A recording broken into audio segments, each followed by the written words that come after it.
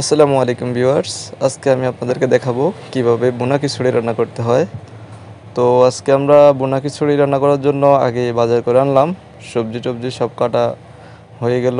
এরপর ডেকে আগুন দিলাম। এখন আমরা তেল দিচ্ছি। তেল দেওয়ার পরে তেলের সাথে পেঁয়াজ দিলাম, মশলাগুলো দিলাম। তো মশলাগুলো দিয়ে এখন একটু গরম করতেছি। এই পাকে সবার একটা ভিডিও নিয়ে নিলাম। তো দেখতে থাকেন আমাদের বোনা খিচুড়ি কীভাবে রান্না করতে হয় সেটা। তো আমরা এখন একে একে করে সব মশলাগুলো দিতেছি।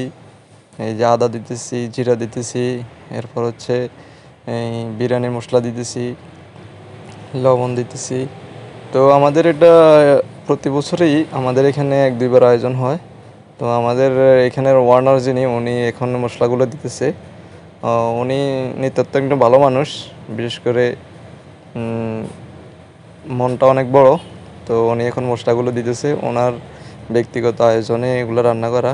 এই এখন বাসা থেকে মশলাগুলো বানাই আনছে, মশলাগুলো দিতেছে।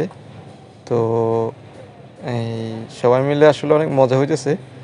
খিচুড়ি রান্না করতেছে, শীতকাল, সবাই মিলে খাইবে। এটাই হচ্ছে কথা।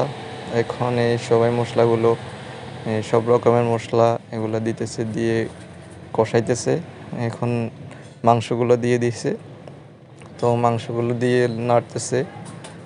মাংসগুলো আস্তে আস্তে সিদ্ধ হবে এবং সিদ্ধ হলে তারপর এটাতে আমরা সবজি দিব এবং পরবর্তীতে যা যা লাগে সব কিছুই দিব। এখন মাংসগুলো নাড়তেছে, মাংসগুলোর সাথে মশলাগুলো মিক্সার করতেছে। তো আসলে এটা অনেক মজার একটা খাবার, কোনো কিছু।